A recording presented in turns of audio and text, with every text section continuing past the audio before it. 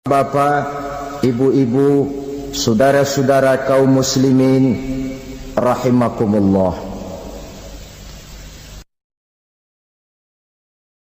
Di dalam kehidupan kita sebagai seorang muslim, minimal 5 kali dalam sehari semalam kita mendengar seruan untuk mendirikan solat yang disebut azan. Ada kalimat menarik di dalam kalimat azan itu, yakni seruan hayya 'alal falah, marilah menuju kepada keberuntungan, marilah meraih kemenangan. Seruan ini adalah kecenderungan dari setiap manusia, apapun warna kulitnya. Artinya, setiap orang dalam hidup selalu ingin meraih dan mencari kemenangan. Kemenangan akan melahirkan kepuasan batin, dan kepuasan batin memberikan kebahagiaan. Sedangkan kekalahan melahirkan penderitaan batin, dan penderitaan batin menjerumuskan seseorang di dalam berbagai bentuk kerugian. Jikalau inilah seruan azan, maka masalahnya ialah apa yang menyebabkan kita meraih kemenangan. Al-Quranul Karim memberikan tuntunan dan ajaran kepada kita bahwa orang-orang yang memperoleh kemenangan itu tidak lain adalah orang-orang yang bertakwa. Hanyalah mereka yang bertakwa kepada Allah Subhanahu wa ta'ala pada akhirnya akan tampil sebagai pemenang. Lalu siapa orang yang bertakwa itu? Dijelaskan dalam awal-awal Al-Baqarah, orang yang bertakwa yang akan meraih kemenangan. Pertama, alladzina yu'minuna bil ghaib, yaitu orang-orang yang beriman kepada yang gaib, percaya bahwa ada alam yang gaib, alam yang abstrak, alam yang tidak bisa dijangkau oleh salah satu daripada panca indera kita. Mereka percaya dan beriman kepada adanya malaikat, beriman kepada adanya iblis dan jin, beriman kepada adanya alam kubur, beriman kepada adanya alam mahsyar, beriman kepada adanya alam akhirat, beriman kepada adanya surga dan neraka. Beriman bukan cuma sekedar beriman dalam ucapan bibir saja, tetapi beriman yang nilai iman itu mampu mewarnai gerak dan gaya hidupnya. Iman yang meresap sampai ke tulang sumsum, kemudian memberikan dampak positif di dalam kehidupan manusia. Alam, kita tahu, adalah sesuatu yang selain Allah. Dan Allah bukanlah alam. Apapun namanya selain daripada Allah, itu adalah alam. Alam pada hakikatnya terbagi menjadi 2. Ada alam syahadah, alam nyata, alam konkret, alam yang bisa dijangkau oleh salah satu indera kita. Kemudian ada alam ghaib, alam yang tidak bisa dijangkau oleh panca indera kita, alam metafisika, alam abstrak, alam yang wajib kita imani keberadaannya. Kita percaya bahwa malaikat itu ada.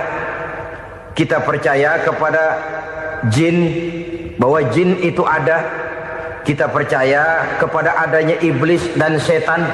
Bukan percaya kepada iblis dan setannya, percaya bahwa iblis dan setan itu ada. Itu termasuk salah satu daripada sifat orang yang bertakwa kepada Allah. Saudara-saudara kaum muslimin rahimakumullah, kecenderungan pembangunan yang lebih bersifat materialistis biasanya menggeser aspek kehidupan rohani. Orang berpikir empiri, dan dalam pola pikir yang demikian maka alam gaib tidak lagi mendapat perhatian. Aspek kehidupan yang bersifat rohaniah malah mulai ditinggalkan. Akibatnya terjadilah kepincangan di dalam kehidupan kita. Pernah ada satu pengalaman pribadi dalam perjalanan kembali ke tanah air. Dalam pesawat di sebelah kanan saya duduklah seorang Jerman, namanya Heiner Simonsen. Iseng saya ajak kenalan, saya ajak ngobrol, saya tanya dia. Saya bilang, Mas Heiner ini, kalau pesawat yang kita tumpangi ini jatuh ke bawah, kira-kira apa yang bakal terjadi, Mas? Dia bilang, kita semua akan mati. Begitu? Iya. Oke. Apa itu mati? Tanya saya.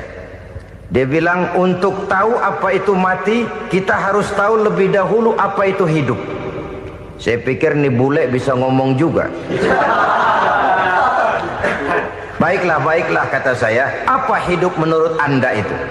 Oh, hidup itu dia bilang, kalau seluruh anggota badan kita bekerja secara normal, paru-paru memompa darah secara normal, jantung berdetak secara normal, sel-sel tubuh bekerja secara fit, dan organisme tubuh hanya mau bekerja secara normal, dia bilang, kalau kita memberi makan yang cukup, menu yang teratur, dan gizi yang lengkap.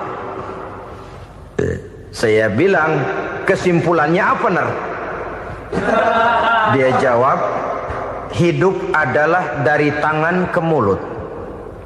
Life is from the hand to the mouth, kata dia. Hidup adalah dari tangan ke mulut. Jadi masalah hidup tidak lebih daripada masalah isi perut. Orang pergi pagi, pulang sore, peras keringat, banting tulang, perut yang dibelain. Saya bilang, you are wrong. Sampean salah, Ner. Kamu orang Islam bukan? Bukan. Pantas.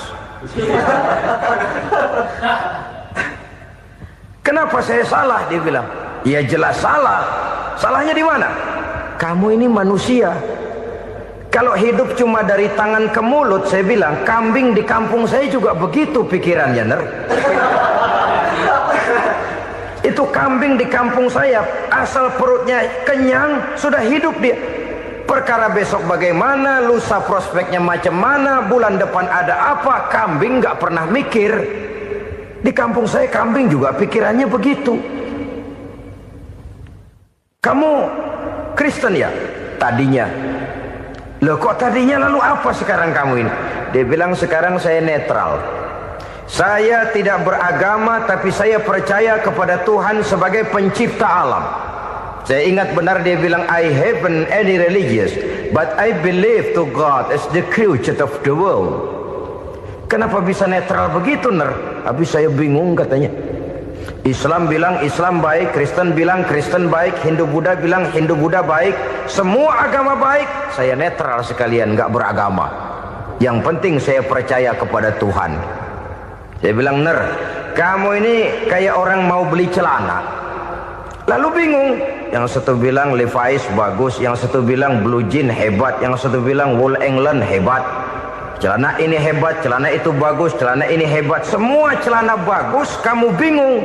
Akhirnya netral, tidak pakai celana. Itu juga salah. Saya pikir-pikir, kemudian saya melihat bahwa dua pola berpikir Heiner ini nampaknya sudah mulai menggejala di lingkungan masyarakat bangsa kita.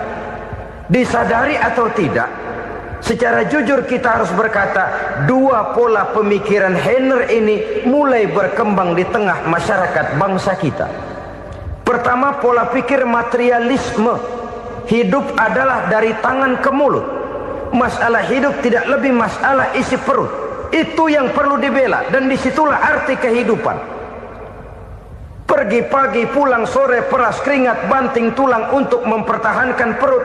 Kalau sudah kemari cara orang berpikir, maka buat apa percaya kepada yang gaib? Untuk apa sholat? Untuk apa puasa? Untuk apa zakat? Untuk apa menghadiri majelis taklim? Tanpa kepercayaan kepada yang gaib, hidup berjalan menurut alur empiris dan materialis. Kalau sudah ke sana cara orang berpikir, biasanya orang lalu cenderung menghalalkan segala cara. Hanyalah orang yang percaya bahwa akhirat ada. Hanyalah orang yang percaya bahwa alam kubur itu ada. hanyalah orang yang percaya bahwa malaikat itu ada, hidupnya akan lebih terarah dan terkendali. Karena kepercayaan kepada yang gaib, yang merupakan fase daripada kehidupan setelah hidup yang sekarang ini, mewarnai gerak pribadi seseorang di dalam dia melakukan kegiatan hidupnya. Pola berpikir materialisme, disadari atau tidak, mulai menggejala di lingkungan masyarakat bangsa kita. Hidup tidak lebih dari urusan tangan ke mulut, mulut ke tangan, tangan ke mulut. Asal perut sudah kenyang, hiduplah sudah. Perkara bagaimana prospek hari yang akan datang, bagaimana akhirat, tidak jadi persoalan. Ini yang oleh Nabi diperingatkan, ad-dunya sijnul mu'min wa jannatul kafir. Dunia adalah penjara bagi orang beriman dan surga bagi orang kafir. Dulu di zaman Belanda hadis ini pernah disalah tafsirkan, disalah artikan, digunakan sebagai senjata untuk mengkebiri dan membuat impoten umat Islam. Sudahlah umat Islam gak usah macam-macam, kata Belanda. Dunia ini kan penjara buat orang Islam, surga buat orang kafir. Di penjara jangan bertingkah.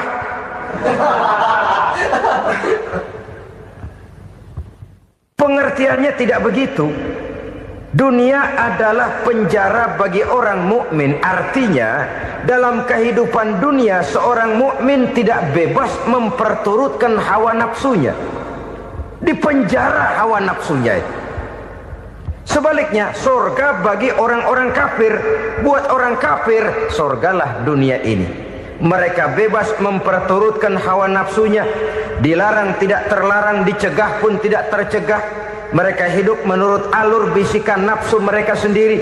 Kemudian bila ajal datang, maut merenggut nyawa, selesailah surganya sampai di situ. Maka bagi orang-orang yang tidak percaya kepada adanya akhirat, kepada adanya alam gaib, surganya sebatas umurnya. Sekali lagi, surganya sebatas umurnya.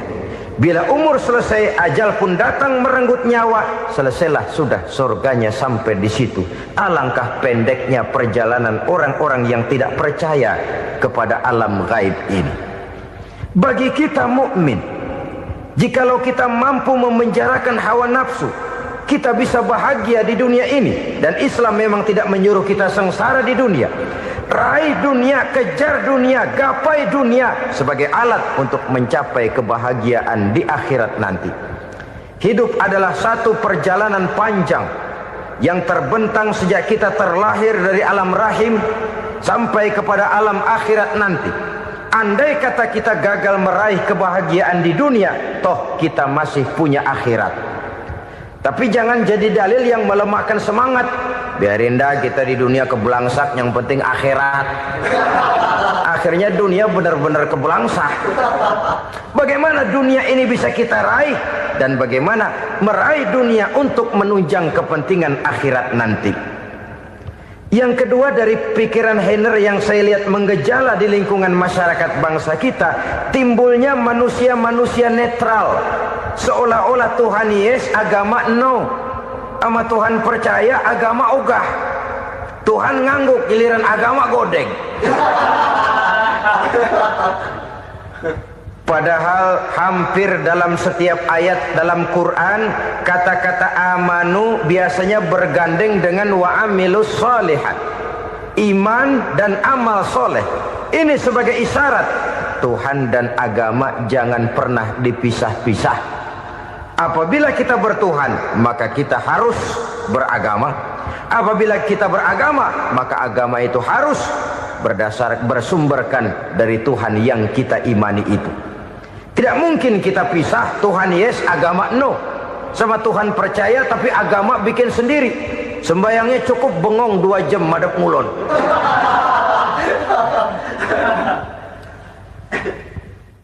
Saudara-saudara kaum muslimin rahimakumullah.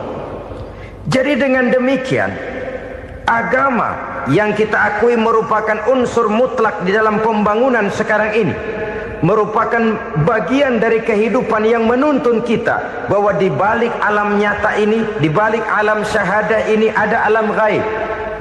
Dan mudabbir, murabbi, yang mengatur, yang menguasai, yang memelihara, baik dia alam nyata, baik dia alam gaib, tidak lain adalah Allah Subhanahu wa ta'ala. Di sana ada satu super power, satu maha kekuatan yang kita perlu bersandar kepadanya. Sebagai makhluk nyata yang hidup di alam nyata, berbuatlah secara nyata sebagaimana harusnya kita berbuat. Karena Islam jelas bukan agamanya orang pemalas. Islam jelas bukan agamanya orang yang mengajarkan setelah selesai sholat boleh duduk, nggelenggem ayam-ayam, ndelohom, menghitung bintang di langit sambil menunggu keajaiban. Tidak. Islam adalah agama yang mengajarkan apabila sholat sudah selesai kamu kerjakan, bertebaranlah di permukaan bumi, cari karunia Tuhanmu. Jangan hidup berpangku tangan menunggu keajaiban. Karena hidup bukan undian. Jangan berharap untung besar tanpa mau peras keringat. Tapi di sebalik itu toh kita juga harus yakin bahwa di sisi usaha nyata yang kita lakukan ada satu super power, satu maha kekuatan gaib yang menentukan berhasil dan tidaknya usaha kita. Kepercayaan kepada hal semacam inilah yang mendorong kita untuk mempunyai sandaran vertikal, agar jikalau usaha ini berhasil, kita tidak lupa diri dan lupa daratan. Jikalau usaha ini gagal, kita tidak putus asa dan buruk sangka, tidak cupik pandangan dan sempit hati, tapi mampu melihat persoalan dengan kacamata putih sambil husnuzon kepada Allah Subhanahu wa ta'ala. Kita percaya malaikat itu ada. Ada yang namanya Raqib dan Atid, mengawasi gerak hidup kita sampai kepada gerak hati kita. Ini memberikan sugesti agar kita berhati-hati. Tidak sejengkal tanah pun kita bisa berlindung dari pengawasan Raqib dan Atid. Ada Munkar Nakir yang akan menyoal kita di alam kubur. Ada malaikat Malik, penjaga neraka. Ada malaikat Ridwan yang menjaga surga. Kita percaya kepada adanya jin, kita percaya kepada adanya setan, iblis. Percaya kepada adanya, bukan mempercayai si setan, si iblis lalu menjadikannya sebagai teman. Tidak. Percaya bahwa mereka itu ada dan merupakan makhluk Allah yang gaib yang diciptakan Allah Azza wa Jalla.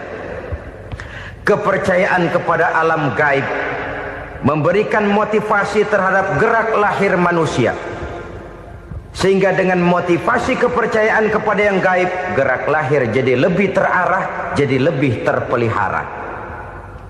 Pernah seseorang bertanya, "Pak, apakah adanya akhirat bisa dibuktikan secara ilmiah?" Saya bilang tidak bisa, tidak bisa. Kenapa? Karena yang berangkat nggak pernah pulang kembali lagi. Kalau dia pulang kemari bisa kita tanya bagaimana enak di sono. Cuma secara moral saya katakan, lebih beruntung orang yang percaya kepada akhirat daripada yang tidak. Sekarang saudara percaya akhirat ada, lalu saudara baik-baik di dunia, sholat, puasa, zakat, menolong orang lain, menebarkan kebajikan. Saudara mati, andai kata akhirat tidak ada, toh dalam hidup saudara sudah berbuat baik. Paling tidak nama saudara akan dikenang sebagai orang baik. Sebaliknya, saudara percaya, kata saya, bahwa akhirat tidak ada, lalu hidup semau-maunya, tenggelam dalam maksiat dan munkarat, menentang Allah, tidak mau ruku dan sujud. Lalu saudara mati, kemudian akhirat ada. Ayo, mau apa? Bekal tidak punya. Jadi secara moral lebih beruntung orang yang percaya kepada adanya akhirat daripada yang tidak percaya. Dan itu alam gaib yang tidak bisa dibuktikan secara eksat. Jangankan untuk membuktikan seperti itu, dalam kehidupan sehari-hari saja yang kita rasakan tidak selalu berbentuk toh. Angin, bagaimana sih bentuknya angin? Kita tidak tahu. Merah, buktinya kalau dikerok merah. Yang merah itu kulit, yang kulit kita bukan anginnya. Sakit, rasa sakit itu ada, tapi bagaimana bentuk sakit kita nggak pernah tahu. Kalau kita makan cabai pedas, bagaimana bentuk pedas itu tidak ada, tapi rasa ada. Bentuk pedas hijau, cabenya bukan pedasnya. Tidak semua yang kita rasakan bisa kita gambarkan dalam bentuk yang konkret. Oleh karena itu, sekali lagi bahwa kepercayaan kepada alam yang gaib mampu memberikan satu sugesti yang menata kehidupan seseorang lebih lurus, lebih terarah, dan lebih terkendali. Maka wajar kalau kepercayaan kepada yang gaib mengantarkan seseorang untuk meraih kemenangan. Kenapa? Dia percaya kepada yang gaib, bahwa akhirat ada, bahwa alam kubur ada, bahwa pertanggungan jawab itu ada. Maka dia lalu tidak hidup saenae udele dewe, itu loh. Tidak hidup menurut seleranya sendiri, terarah, teratur. Ini cirinya yang pertama. Orang bertakwa yang akan meraih kemenangan, mereka beriman, mereka percaya kepada yang gaib. Bahkan hal-hal konkret saja selalu berangkat dari yang gaib. Saudara-saudara, para remaja, para pemuda sekarang ini tidak pernah tahu toh siapa yang akan jadi teman hidup saudara. Kita bisa saja ngerancang, mentargetkan, tapi toh akhirnya yang namanya jodoh bukan kekuasaan kita. Rezeki di luar kemampuan kita. Begitu juga ajal. Maut, jodoh, ajal adalah contoh-contoh konkret bahwa pada akhirnya yang gaiblah yang menentukan. Bertahun-tahun ngelancong, emang jodoh seret, nggak jadi.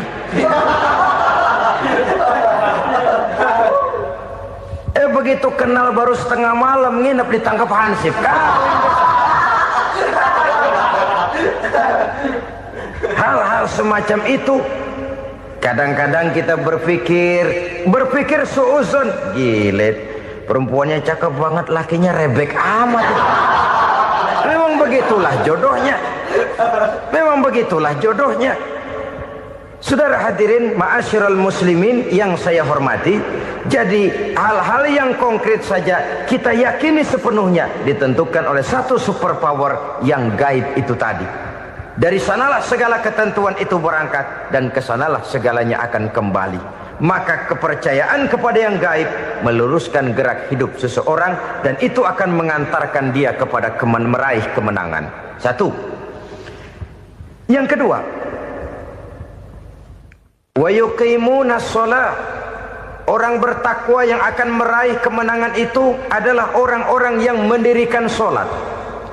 Kenapa sholat mengantarkan orang untuk meraih kemenangan? Yang jelas, inna sholata tanha anil fahsya'i wal munkar. Sholat mampu mencegah manusia dari perbuatan keji dan munkar. Banyak filsafat hidup yang terkandung di dalam sholat ini. Sejak kita wudhu sampai kita menghadap ke arah kiblat, sampai kita melakukan gerak-gerak sholat, bacaan-bacaan yang ada di dalam sholat, lalu sampai kepada mengucapkan salam. Banyak filsafat hidup yang terkandung di dalam sholat.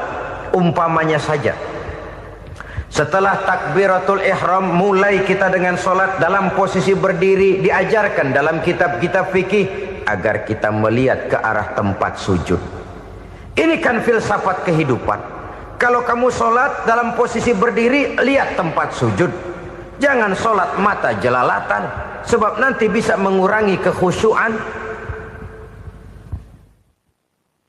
Jadi wajar kalau yang dikatakan bahwa yang paling afdol adalah shaf yang di depan. Kenapa? Secara harfiah pengertiannya akan lebih mengundang kekhusyuan. Kenapa? Kalau kita di shaf paling depan di masjid umpamanya paling banter kita lihat tembok. Tapi kalau kita shaf di tengah atau di belakang, orang-orang di depan kita pun akan kelihatan. Yang bajunya loreng, yang bajunya genggang, yang bajunya macam-macam. Kita lihat, kadang-kadang kita pikirin, ada yang bajunya bolong. Kita sholat tapi dalam hati, nih orang bajunya robek yang nggak tahu apa. Ada saja hal-hal yang mengusik kekhusyuan kita. Oleh sebab itu diajarkan dalam posisi berdiri, lihat, arahkan pandangan matamu kepada tempat sujud. Ini kan filsafat kehidupan.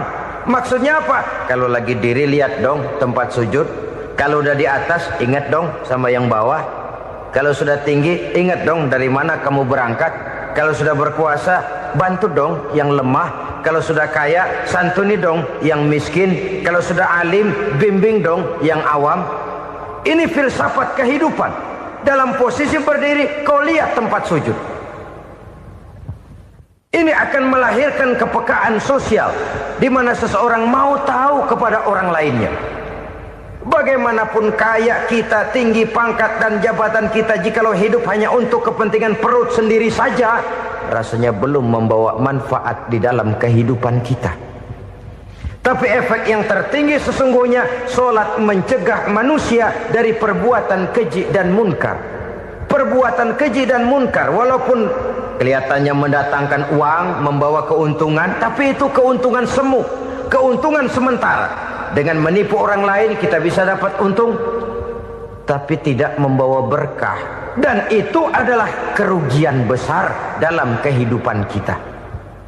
Maka untuk meraih kemenangan harus dimulai dengan membentuk kepribadian yang tegar, memiliki sandaran vertikal yang langsung kepada Allah Subhanahu wa ta'ala. Dan itu hanya bisa kita tempuh melalui jalur ibadah formal yang sudah ditentukan Allah, yakni solat yang 5 waktu.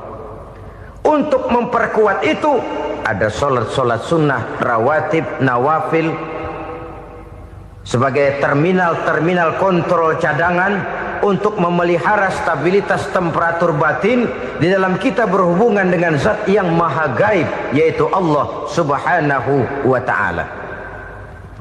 Orang sering bertanya, Pak, itu tetangga saya nggak sholat, duitnya nggak habis-habis, Pak. Nggak sholat tapi mobilnya tambah terus. Nggak sholat tapi usahanya makin maju.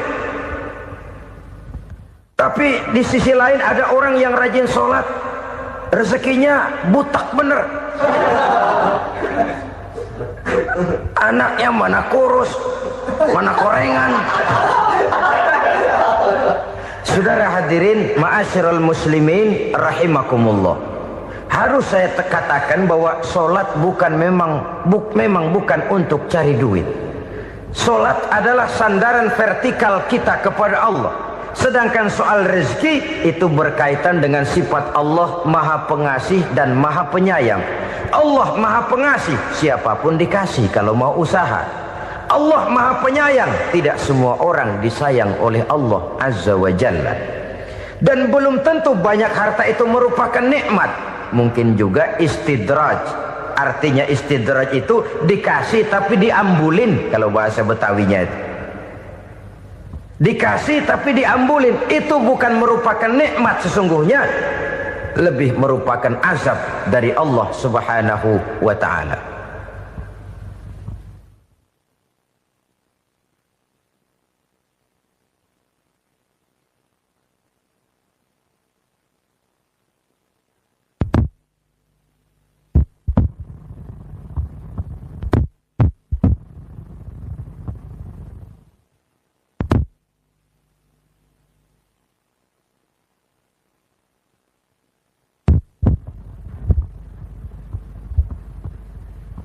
Agama mempunyai sistem solat, dan kita umat Islam telah dituntun oleh Allah Subhanahu wa ta'ala yang wajibnya 5 kali dalam sehari semalam mendirikan solat, dan itu tentu berada dalam jangkauan kemampuan manusia.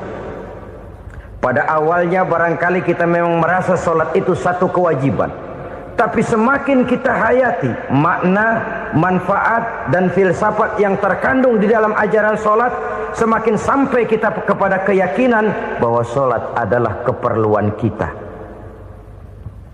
Sehingga pada waktu tertentu dinilai puncaknya, kita tidak lagi akan berkata saya wajib solat, tapi kita akan berkata saya perlu solat.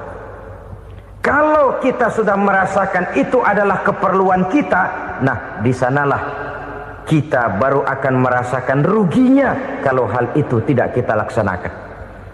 Sepanjang kita masih berkata saya wajib sholat, kita akan lebih merasakan dia sebagai beban ketimbang sebagai keperluan.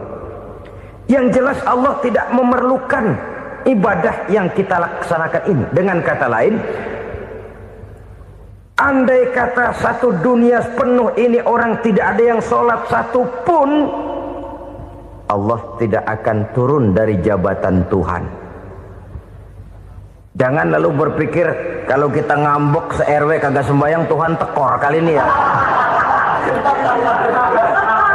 Tentu tidak. Itu perlunya kita, bukan perlunya Allah. Dan pada induknya kita akan berkata, saya perlu agama. Kalau secara induk kita sudah memerlukan agama, maka konsep-konsep yang ada di dalam ajaran agama itu pun adalah juga merupakan keperluan kita. Baik dia bernama sholat, baik dia bernama puasa, baik dia bernama zakat, baik dia bernama haji, seluruhnya adalah keperluan kita. Dan sesuatu yang kita perlukan apabila tidak kita laksanakan akan melahirkan kerugian di dalam kehidupan. Jangan heran kalau kita membaca riwayat perjalanan hidup para salafus soleh, orang-orang soleh. Ada yang tahajud sampai 100 rakaat, ada yang sholat malam kakinya sampai bengkak. Kita sekalinya bengkak biri-biri. Ada yang sholat membaca surah dalam Al-Quran sampai khotam Quran. Kok mau? Mereka sudah merasakan itu keperluan. Itu saja soalnya. Satu saat pun jikalau kita merasa bahwa itu keperluan saya, kita pun akan melaksanakan seperti itu. Keperluan saya dalam kehidupan. Inilah yang kedua. Yang ketiga, orang bertakwa yang akan meraih kemenangan itu, wa mimma razaqnahum yunfikun. Mereka membelanjakan sebagian daripada rezeki yang diberikan Allah kepada mereka. Mereka infakkan di jalan Allah. Ada satu dialog menarik. Satu hari seorang anak muda bertemu dengan seorang kakek-kakek yang sudah dikenalnya baik. Bertanyalah anak muda ini, "Kek, umur kakek berapa tahun?" 15 tahun, kata si kakek. "Anak kakek berapa orang?" 1. "Harta kakek berapa banyak?" 15 juta. Si anak muda ini bengong. Lalu protes, "Kok kakek bohongin saya?" "Kenapa?" "Saya tahu umur kakek 70 tahun. Kenapa ngaku 15? Saya tahu anak kakek 5. Kenapa bilang 1? Saya tahu kakek miliuner, miliaran uang kakek. Kenapa ngaku cuma 15 juta? Begini, kata si kakek tadi. Benar, umur saya 70 tahun. Tapi dari umur yang 70 tahun itu baru 15 tahun terakhir ini saya merasakan ibadah kepada Allah. Meninggalkan maksiat, jauh dari segala macam munkarat. Maka yang 15 tahun inilah yang benar-benar saya rasakan sebagai umur saya. Benar anak saya 5, tapi yang 4 susah diatur. Cuman 1 rasanya nih yang bakal jadi si buah hati belahan jantung pelanjut cerita penerus sejarah. Cuma 1 ini yang saya harapkan, yang akan jadi anak soleh, yang akan membuat saya menerima pensiunan pahala. Kalau yang 4 apek dah, nggak ada harapan. Yang 1 nyekek botol melulu. Oh begitu, iya. Lalu kenapa kakek bilang harta kakek cuma 15 juta padahal saya tahu kakek uangnya miliaran, depositonya banyak? Ya karena 15 juta itulah yang saya ingat yang pernah saya belanjakan di jalan Allah. Saya merasa itulah harta saya yang sebenarnya. Yang miliaran yang saya simpan di bank kelak kalau satu saat saya mati akan jadi rebutan di antara anak-anak saya. Iya kalau anak saya soleh kayak yang 1 ini. Kalau yang 4 tadi udah tulen dia bakal berantem dah berebut tuh. Jadi 15 juta yang saya belanjakan di jalan Allah inilah yang saya merasakan benar-benar harta saya yang sesungguhnya. Dialog ini patut menjadi bahan renungan kita bersama. Diberikan kita umur 40, 50, 60, 70, 80. Berapa tahun dari umur yang diberikan itu yang jalan mulus, yang kita gunakan untuk melaksanakan ibadah? Banyak harta kita simpan di bank, di lemari, di dompet, di tas. Tapi berapa yang sudah kita depositokan di jalan Allah yang akan menemani kita di hari kita kembali nanti? Maka orang bertakwa yang akan meraih kemenangan, wa mimma razaqnahum yunfikun, mereka membelanjakan sebagian dari rezeki yang diberikan Allah di jalan Allah subhanahu wa ta'ala. Ma'asyiral muslimin rahimakumullah, zahirnya memang kita memberikan kepada orang lain, tapi hakikatnya kita menyimpan untuk diri kita sendiri. Kita memberikan kepada yatim piatu 25.000. Zahirnya kita memberikan si yatim, hakikatnya kan kita cuma nyimpan. Saya berikan, titip kepadamu, ini untuk saya di akhirat. Kau boleh belikan baju, kau boleh belikan untukmu makan, kau boleh bayarkan sekolahmu. Ini untuk saya. Hakikatnya kita nyumbang masjid 1 juta, zahirnya kita berikan kepada panitia masjid, tapi hakikatnya kan cuma titip. Titip 1 juta ya, untuk saya di alam kubur nanti. Silahkan kau boleh belikan semen, ini uang, belikan besi, belikan pasir. Saya cuma sekedar titip untuk kepentingan saya. Hakikatnya kita cuma sekedar menitip.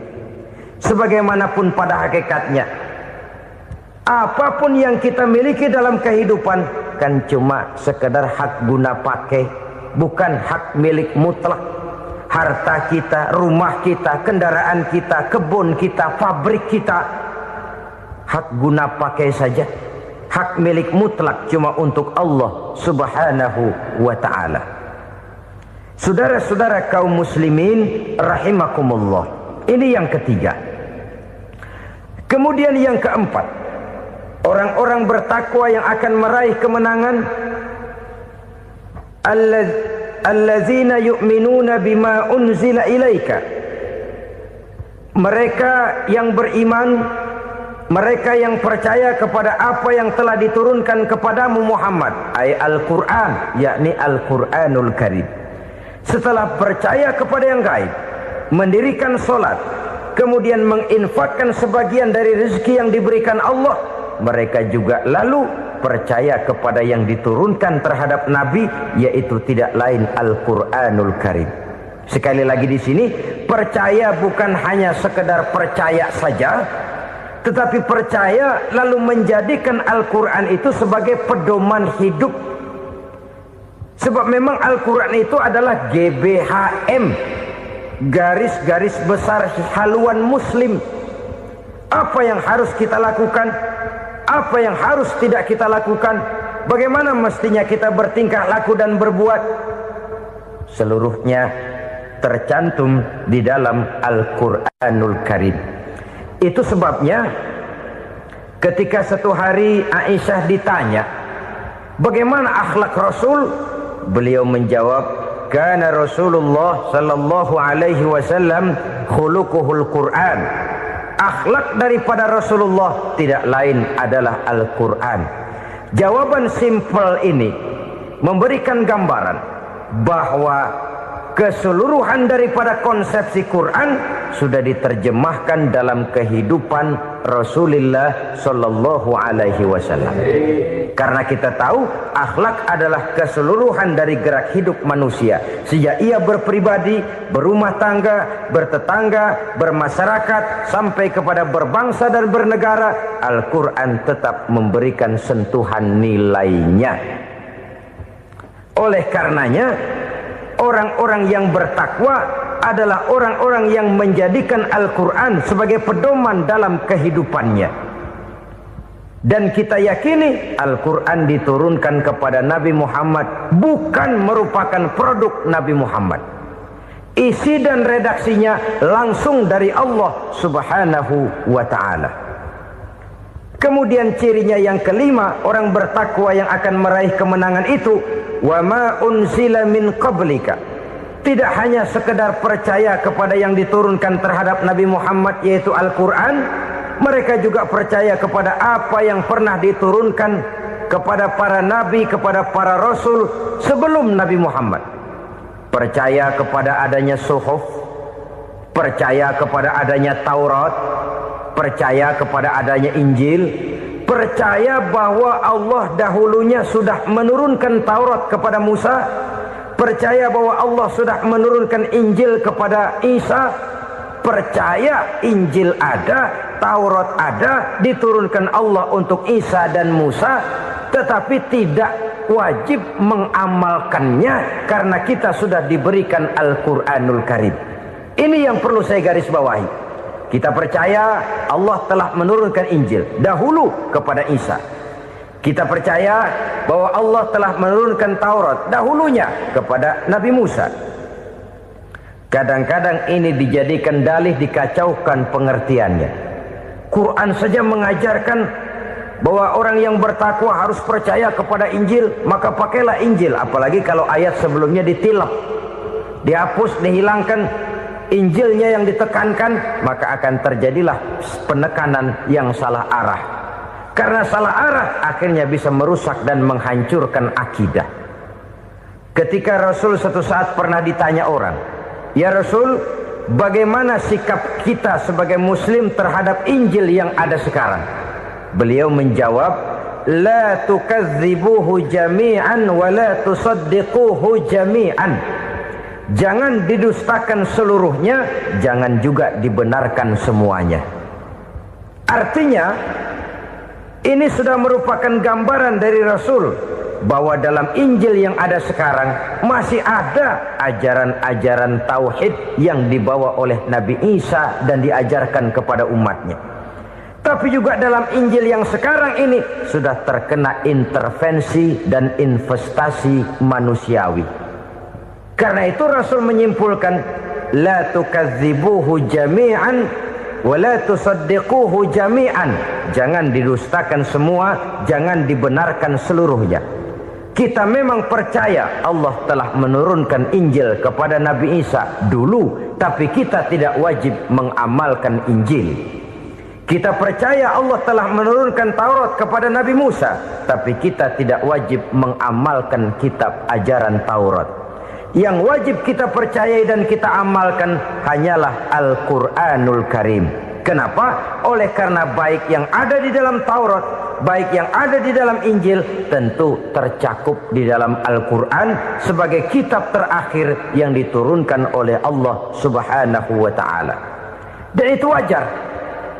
Kalau seorang pejabat mau mengeluarkan satu keputusan baru, tentu dia harus meninjau keputusan-keputusan lama. Andai kata dianggap tidak berlaku, dianggap tidak relevan lagi, maka keputusan-keputusan lama itu tentu sudah dianggap tidak berlaku. Sebagian daripada aturan-aturan dalam keputusan lama yang masih dianggap relevan tercantum dalam keputusan baru yang wajib diamalkan. Begitulah hubungannya antara Al-Quran, Taurat, Zabur, dan Injil. 4 kitab samawi yang diturunkan Allah masing-masing kepada Zabur untuk Nabi Daud, Taurat untuk Nabi Musa, dan Injil untuk Nabi Isa alaihi wassalatu wassalam. Ketiga-tiga kitab itu kita percayai adanya. Kita yakini Allah telah menurunkan Zabur, Taurat, dan Injil. Tapi kita tidak wajib mengamalkannya. Yang wajib kita mengamalkannya sekarang ini tidak lain hanyalah Al-Quranul Karim saja. Karena ia mencakup apa yang ada di dalam Zabur, apa yang ada di dalam Taurat, dan apa yang ada di dalam Injil. Keotentikannya bisa dipertanggungjawabkan. Ya, tapi kan Nabi Muhammad sudah mati 14 abad yang lalu, dan di zaman beliau Al-Quran kan belum dikodifikasikan, belum ditulis. Bagaimana keotentikannya bisa dipertanggungjawabkan? Mudah saja. Allah berjanji, "Inna nahnu nazzalna dzikra wa inna lahu lahafizun." Kami yang menurunkan Al-Quran dan kami yang akan menjaga dan memeliharanya. Allah turunkan Quran, Allah menjaganya. Bagaimana cara Allah menjaga Al-Quran itu? Banyaknya orang-orang yang hafaz Al-Quran. Hafaz Al-Quran 30 juz, 114 surah, 6.666 ayat. Sehingga jangankan satu kata, Jangankan satu ayat, satu kalimat saja berubah, sudah akan timbul reaksi dan mudah dimengerti. Kenapa? Banyak orang-orang yang hafaz Al-Quran. Sedangkan pada setiap akhir tahun biasanya malaikat Jibril selalu mengadakan checking terhadap ayat-ayat yang diturunkan pada waktu itu. Di zaman Nabi sendiri sudah ada usaha kodifikasi. Dan yang lebih luar biasa lagi, sampai hari ini tidak seorang pun mampu membuat satu ayat saja semacam Al-Quran. Ke bahasa manapun dia diterjemahkan, naskah aslinya tetap ikut. Rujukan dasarnya tetap ada. Berdasarkan itu, maka tidak mungkin terjadi penyelewengan terhadap atau pemalsuan terhadap ayat-ayat Al-Quranul Karim. Kesuciannya, keotentikannya, kemurniannya bisa dipertanggungjawabkan. Ma'asyiral muslimin rahimakumullah. Oleh karenanya, konsepsi dasar daripada ajaran Islam ini memang tidak lain adalah Al-Quran dan Sunnah. Isi daripada agama Islam yang merupakan iman, Islam dan ihsan, konsepsi dasarnya tidak lain adalah Al-Quran dan Sunnah Rasulullah Sallallahu Alaihi Wasallam. Maka yang kita perlukan sekarang ini adalah terjemahan Al-Quran di dalam kehidupan kita. Dengan demikian, maka gaya kehidupan yang lebih Qurani itulah yang kita dambakan. Kita perlu memang terjemahan Quran dalam bahasa Inggris, dalam bahasa Belanda, dalam bahasa Jepang, tapi yang lebih kita perlukan adalah terjemahan Quran di dalam kehidupan kita. Konsekuen, tidak memanipulasi, ringan sama kita jinjing, berat sama kita pikul. Jangan kalau lempengan ayat Quran itu kira-kira enak diamalin, keras teriakan kita. Giliran kira-kira ayat Quran itu mukul kepala kita sendiri, diam kita. Itu ciri yang pernah disindir Allah dalam awal-awal Baqarah juga. Ciri beragamanya orang yang munafik. Kullama adha'a lahum masyawfih, kata Allah. Wa iza azlama alaihim qamu. Apabila terang mereka jalan, apabila gelap mereka berhenti. Artinya, kalau kira-kira di Islam nguntungin, rame-rame pada teriak Islam. Tapi ketika diminta untuk berjuang, ketika dituntut untuk berkorban, rame-rame mengundurkan diri. Nasib agama tidak ubahnya seperti daun pisang yang dikait orang di tepi jalan lantaran tak berpayung di ketika hari hujan. Manakala hujan usailah sudah, daun itu pun dicampakkan di tepi jalan, diinjak pula orang nan lalu. Artinya, orang menjadikan agama cuma sebagai lipstick, decoration only, tidak konsekuen. Hanya pada saat-saat kelihatannya Islam membawa keuntungan, rame-rame orang teriak-teriak tentang Islam. Tapi jikalau diminta berjuang, jikalau dituntut untuk berkorban, biasanya rame-rame juga mengundurkan diri. Jangan heran kalau mayoritas hitungan kita, tapi minoritas peranan kita. Kuantitas kita dalam jumlah, tapi dalam kualitas kita lebih sering jadi penonton daripada jadi pemain. Padahal itu sangat tidak boleh terjadi. Umat Islam di Indonesia harus bangkit. Umat Islam di Indonesia harus sadar akan keberadaannya. Tidak boleh hanya jadi penonton berpangku tangan. Karena memang agama kita juga mengajarkan untuk konsekuen di dalam menjabarkan ajaran-ajaran daripada agama kita. Kita sering menjadi jatuh menjadi umat yang lemah oleh karena kita ini tidak pandai menggalang kebersamaan yang diakibatkan tidak konsekuennya kita. Diistilahkan bahwa umat Islam di dalam menggalang kebersamaannya itu harus seperti orang main sepak bola. Saudara-saudara kan tahu orang main sepak bola itu. Orang main sepak bola, kalau pertandingan belum dimulai sih silakan saja kumpul di luar lapangan, atur strategi yang baik. Tapi kalau pertandingan sudah dimulai, turun ke lapangan hijau, jangan kumpul terus. Ada sepak bola gotong royong, mundur-mundur rame-rame, depan ke depan kumpul melulu mainnya. Kalah. Orang main sepak bola itu ya harus ada penyerang tengah, Harus ada penjaga gawang, harus ada strikernya, harus ada kiri luarnya, kanan dalamnya yang jadi backnya. Posisi boleh bermacam-macam, tapi yang penting saling ngoper untuk menggolkan gawang lawan. Begitulah umat Islam ini.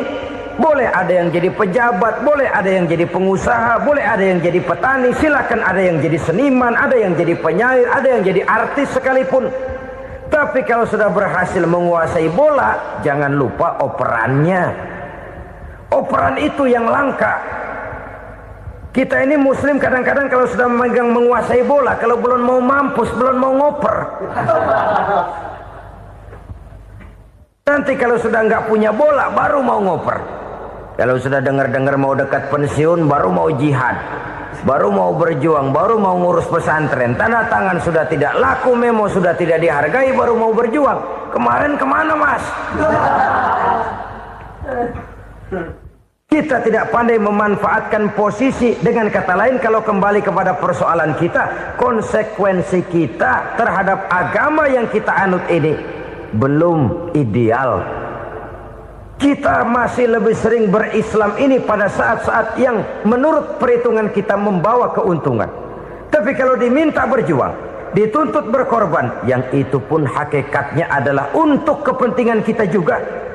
Allah tidak pernah menuntut kita untuk jihad bagi kepentingan Allah, itu tidak. Berjuang menegakkan agama Allah, apakah untuk kepentingan Allah? Tidak. Untuk kepentingan kita. Sebab nilai-nilai jihad itu pada akhirnya akan membawa kita kepada suatu kebahagiaan. Setidaknya kalau tidak di dunia, tentu di akhirat sebagai syahid. Oleh karena itu, pada bagian akhir ini saya ingin mengajak, marilah kita konsekuen. Sekali kita berkitabkan Al-Quranul Karim, mari dia kita jadikan pedoman. Jangan cuma kita jadikan sebagai penghias dinding, pelengkap rumah, bahwa di rumah kita ada Al-Quran, tapi yang baca kecoa. Habis pada bolong tuh Quran. Yang penting kan punya Quran. Ditaruh di pintu rumah. Biar apa? Biar kuntilanak kagak masuk katanya. Ya apa itu nasib Quran, cuma kerjanya jaga pintu, ngusir kuntilanak, ngusir memedi. Bagaimana kita hidup menurut tuntunan Al-Quran? Kadang-kadang tidak pernah menjadi masalah bagi kita. Maka bagaimanakah Al-Quran akan mungkin membawa keberkahan dalam hidup kalau ajarannya kita injak-injak dalam keseharian kita? Mewujudkan gaya hidup yang lebih Qurani, itulah yang akan kita rintis di dalam kehidupan kita. Bertahap, step by step, menurut kemampuan yang ada pada kita. Jika jalan ini tidak bisa kita selesaikan, percayalah akan ada generasi penerus yang akan melanjutkan usaha dan cita-cita mulia itu. Jadi percaya kepada Taurat, percaya kepada Injil, sekadar percaya Allah dahulunya sudah menurunkan itu. Tapi kita tidak wajib mengamalkannya. Kenapa? Generasi Injil masa berlakunya sudah kedaluarsa. Taurat masa berlakunya sudah kedaluarsa. Injil pernah berlaku untuk orang Nasrani di zaman Nabi Isa. Taurat pernah berlaku untuk orang Yahudi di zaman Nabi Musa. Setelah generasinya berlalu, datang Rasul penutup yang membawa Al-Quranul Karim. Maka Al-Quran itulah yang berlaku menjadi pedoman sampai hari akhir nanti. Jangan jauh dari Al-Quran, karena apabila ini kita lakukan, maka kita akan kembali kepada satu gaya hidup yang jauh dari tuntunan agama, dan itu artinya kita akan semakin jauh untuk meraih kemenangan. Saudara-saudara kaum muslimin rahimakumullah.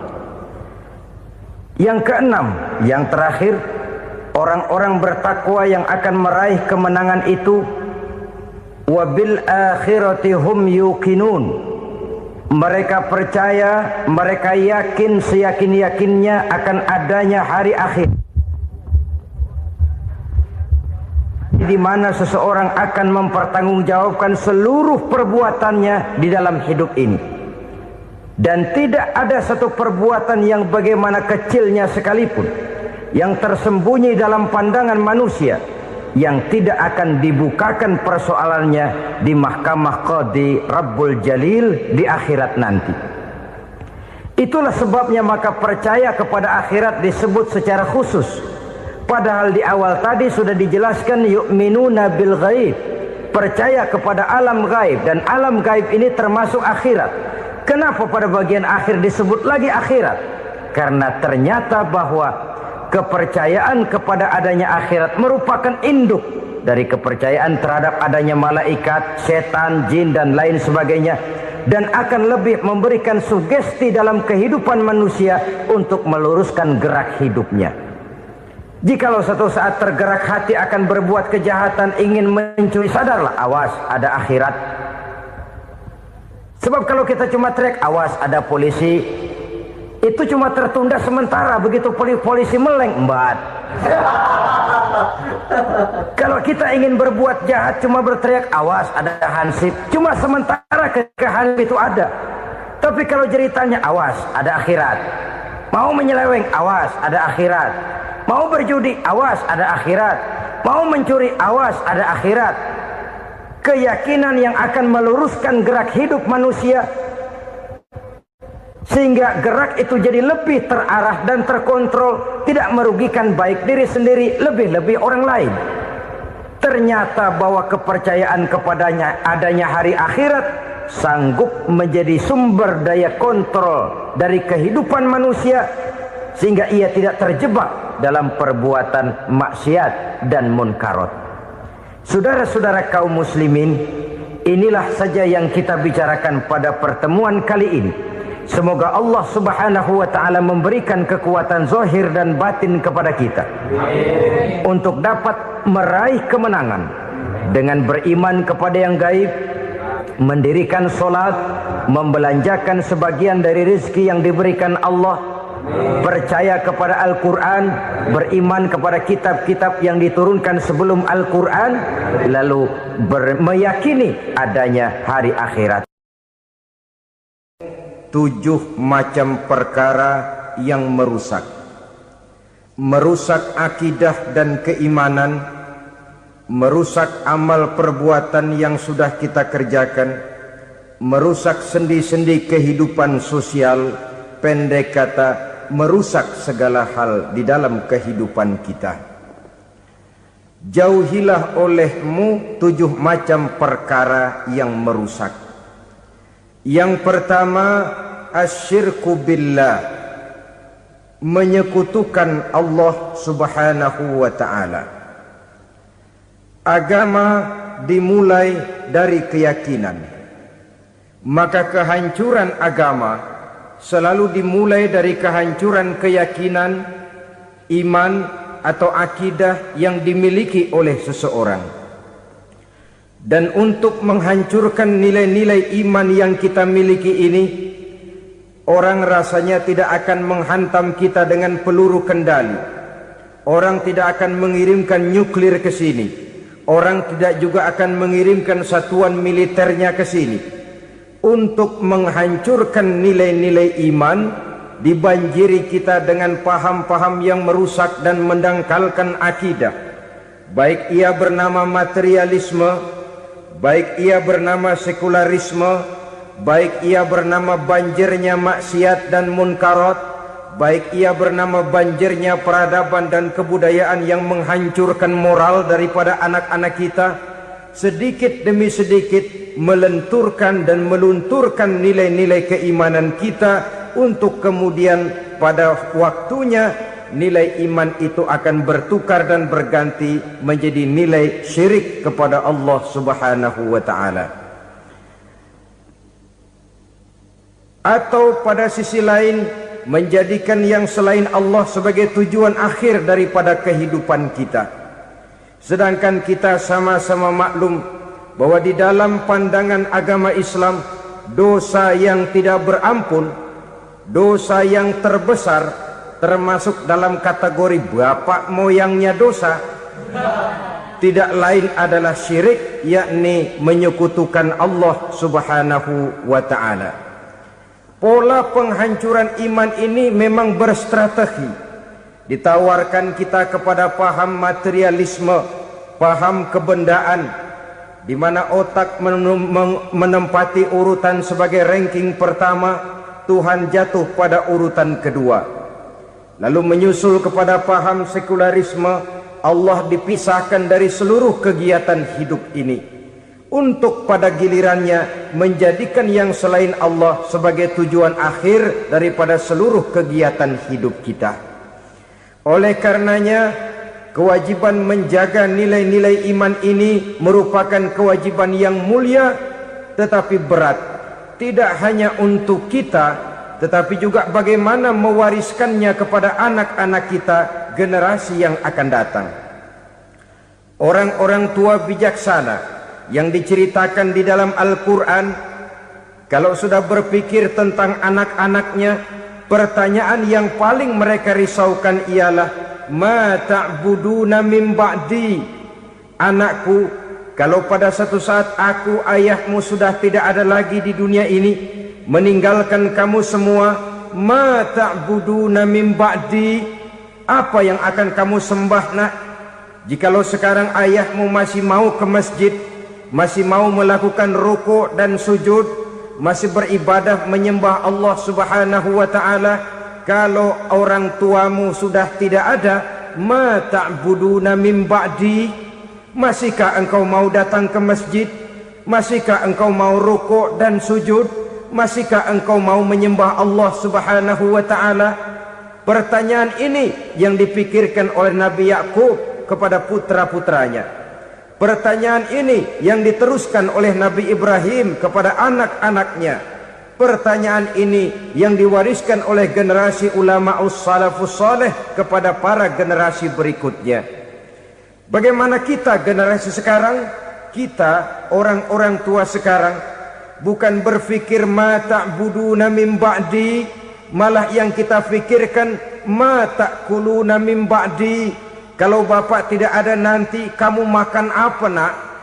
Perkara kamu nyembah apa, urusan nomor 18. Yang penting kamu nanti hidup bisa makan nak. Maka kita sibuk mewariskan harta kepada anak-anak kita. Kita sibuk mewariskan kebun dan tanah kepada anak-anak kita. Kita sibuk mewariskan pabrik kepada anak-anak kita, sementara kita lupa mewariskan intan yang paling mahal, mewariskan mutiara yang paling berharga, yaitu nilai iman kepada Allah Subhanahu wa ta'ala. Alangkah baiknya apabila warisan harta, warisan tanah dan kebun, warisan rumah dan pabrik didasari lebih dahulu dengan mewariskan nilai iman kepada Allah Subhanahu wa ta'ala. Sebagai orang-orang tua, kita boleh bersedih kalau anak kita tidak mengerti komputer. Kita boleh bersedih kalau anak kita tidak mengerti matematika. Kita boleh bersedih kalau anak kita tidak mengerti bahasa Inggris.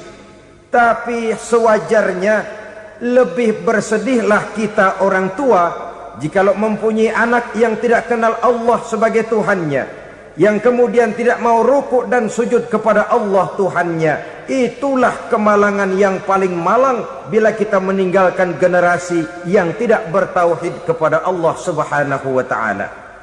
Betapapun anak kita tidak ngerti komputer, saudara, paling-paling kerugiannya cuma kerugian dunia. Masuk dia ke alam barzakh, munkar nakir tidak akan sempat tanya kau belajar komputer apa tidak. Kumpul dia di padang mahsyar, malaikat juga tidak akan tanya matematikamu nilainya berapa. Yang ditanya kau kenal Allah, kau rukuk dan sujud kepadanya, kau pernah datang ke masjid. Oleh karena itu sekali lagi, menjaga nilai iman tidak hanya untuk kita, tetapi juga mewariskannya kepada anak-anak kita, generasi yang akan datang. Sungguh kemalangan yang paling besar apabila kita meninggalkan anak-anak kita. Mereka kita tinggalkan lemah ekonominya, itu tidak baik. Mereka kita tinggalkan lemah otaknya, itu pun akan membuat mereka tertinggal oleh yang lain. Tapi yang paling celaka, jikalau kita tinggalkan mereka dalam kondisi lemah imannya, rapuh akidahnya, tidak baik dan tidak betul keyakinan hidupnya. Oleh karena itu Nabi berpesan, jauhilah 7 perkara yang merusak. Yang pertama, syirik kepada Allah Subhanahu wa ta'ala, menyekutukan Allah baik dalam ucapan, dalam keyakinan ataupun dalam perbuatan. Ini perkara pertama yang termasuk 7 perusak besar di dalam kehidupan. Kalau sudah jatuh kita ke lembah syirik, bagaimanapun banyak kebaikan yang kita kerjakan, berjiwa sosial, bertangan pemurah, gemar menolong orang lain, kalau memang dasarnya syirik, maka seluruh kebaikan kita akan hancur, tidak akan ada nilainya dalam pandangan Allah Subhanahu wa ta'ala. Dalam pandangan manusia, mungkin kita dicatat sebagai orang sosial, gemar menolong orang lain, tidak berpangku tangan melihat orang yang mendapat kesulitan, tapi oleh karena dasarnya syirik, dasarnya tidak mentauhidkan Allah, maka seluruh nilai kebaikan yang kita kerjakan tidak akan ada nilainya dalam pandangan Allah Subhanahu wa ta'ala. Maka jagalah iman kita jangan sampai dihinggapi penyakit syirik yang bagaimana kecilnya sekalipun.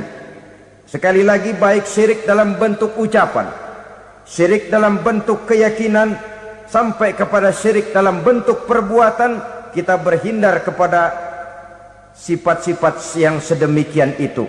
Karena apa? Dalam satu ayat Quran Allah Subhanahu wa ta'ala menjelaskan, innallaha la yaghfiru ayyushraka bih wa yaghfiru ma duna dzalika liman yasha. Allah tidak akan memberi ampun kepada orang-orang yang menyekutukannya, tapi Allah masih mau memberikan ampun kepada dosa-dosa yang selain itu bagi orang-orang yang dikehendakinya. Dosa selain syirik, apabila kita bertaubat, Allah masih mau mengampuni. Tapi kalau sudah jatuh ke tempat syirik, itu sudah dosa yang tidak berampun. Taubatnya tidak lain melepas syirik, kembali kepada tauhid, berkeyakinan bahwa hanya ada Allah Subhanahu wa ta'ala, Tuhan satu-satunya yang lam yalid walam yulad walam yakul lahu kufuwan ahad. Tidak beranak, tidak pula diperanakkan, dan tidak satupun yang dapat menyerupai Tuhan Allah Subhanahu wa ta'ala. Saudara-saudara kaum muslimin rahimakumullah, bahwa kita di zaman sekarang memang tidak menyembah berhala, ya. Bahwa kita tidak berterang-terangan mengatakan Tuhan lebih dari satu, memang. Bahwa kita tidak berkeyakinan Tuhan itu punya anak atau diperanakkan, tentu. Tapi dalam perbuatan dan i'tiqad, kita kadang-kadang jatuh tanpa kita sadari ke tempat yang bernama syirik ini.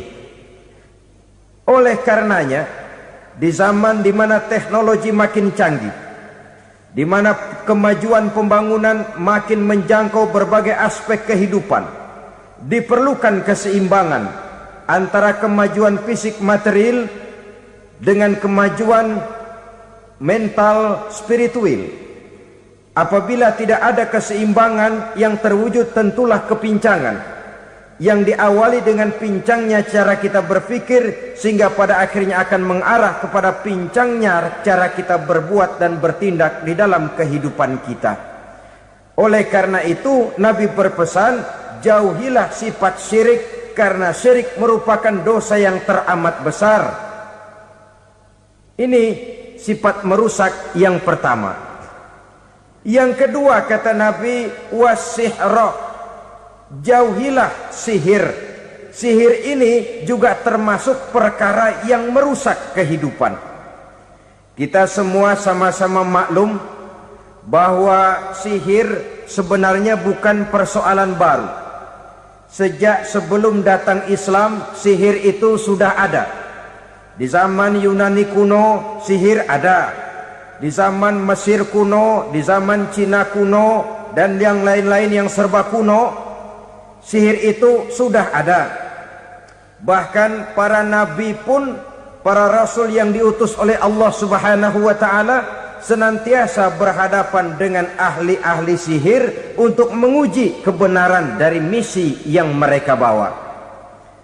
Sihir adalah perbuatan di luar kebiasaan yang bisa dikerjakan oleh ahlinya dengan bantuan jin atau setan.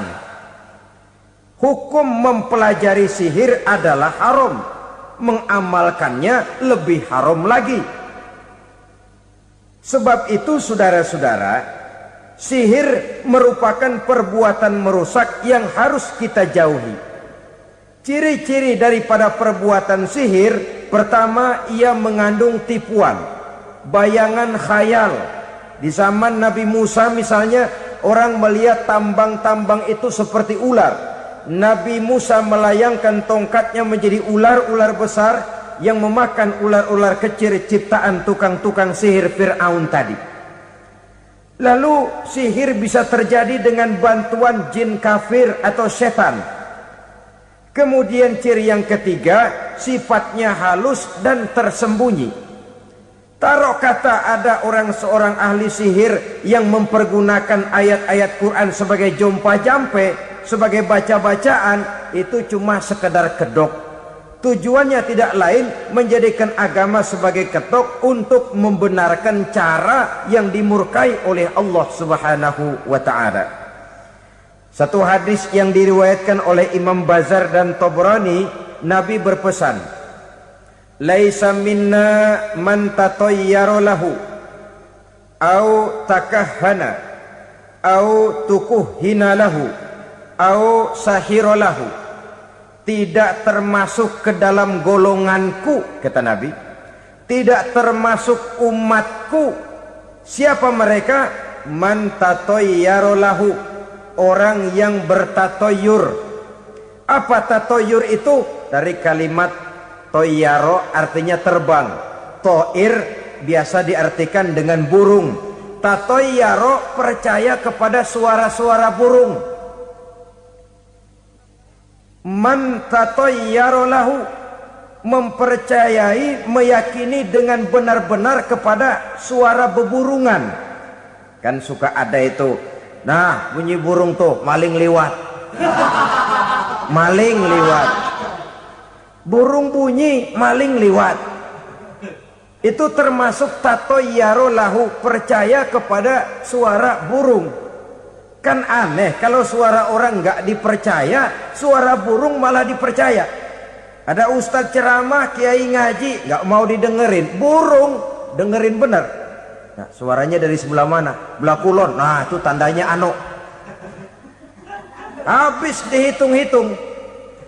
Itu termasuk tatayyara lahu. Au takahana, atau bertenung, au tukuhina, atau minta ditenungkan, au sahirolahu, atau melakukan perbuatan sihir atau minta disihirkan. Laisa minna, tidak termasuk ke dalam golonganku, kata Nabi. Sehingga dengan demikian saudara-saudara, menghadapi sihir dengan sihir sekalipun termasuk perbuatan yang tidak diajarkan oleh agama. Kita kan mempelajari sihir untuk jaga diri. Tidak apa-apa. Yang dilarang mengamalkannya, dilarang juga mempelajarinya. Sebab orang kalau sudah mengetahui, biasanya lalu terangsang untuk mencoba. Kalau percobaannya berhasil, biasanya terangsang untuk coba lagi dan coba lagi. Pada akhirnya ketagihan, lalu beralih menjadi profesi, apalagi itu nanti bisa mendatangkan hasil uang. Saudara-saudara kaum muslimin rahimakumullah, kita manusia makhluk nyata. Kita hidup di alam nyata, terikat oleh sunnatullah, causality. Oleh karenanya, bagi kita keyakinan yang penuh, keikhlasan di dalam bertuhankan Allah, penyerahan diri sepenuhnya hanya kepadanya, itu sudah merupakan obat penangkal yang sangat ampuh agar kita tidak terkena penyakit-penyakit yang dibuat oleh setan dan para pembantunya. Sehingga beberapa ayat Quran mengajarkan, misalnya a'udzu bikalimatillahi tammati min syarri ma khalaq, atau bismillazi la yadurru ma'asmihi syai'un fil ardi wala fis sama, dengan menyebut nama Allah yang tidak bisa mendatangkan bahaya sedikit pun dari baik yang datang dari langit maupun yang datang dari bumi. Jiwa yang kosong dari keyakinan yang penuh kepada Allah, jiwa yang penuh was-was dan ragu-ragu, itu yang mudah terserang oleh penyakit-penyakit yang dikerjakan oleh para tukang-tukang sihir, yaitu oleh setan dan seluruh para pembantunya. Kemudian hadis kedua yang diriwayatkan oleh Imam Ibnu Hibban, Nabi bersabda, la yadkhulul jannata mudminu khamrin wala mu'minu bisihrin wala qati'u rahmin. Tidak masuk surga. Ini Nabi yang bilang, tidak masuk surga. Siapa itu? Pertama, mudminu khamrin, orang yang berkekalan dalam mabuk. Selalu mudminun itu sudah menjadi perbuatan rutinnya, tidak kapok-kapoknya, teler seumur hidup. Mudminu khamrin, tidak masuk surga orang yang selalu bermabuk-mabukan. Yang kedua, wala mu'minu bisihrin, orang mukmin tapi main sihir. Ini juga oleh Nabi diperingatkan, tidak akan masuk surga orang mukmin tapi suka main sihir. Wala qati'u rahmin, dan tidak juga orang yang memutuskan silaturahmi. Tiga macam manusia yang diperingatkan Nabi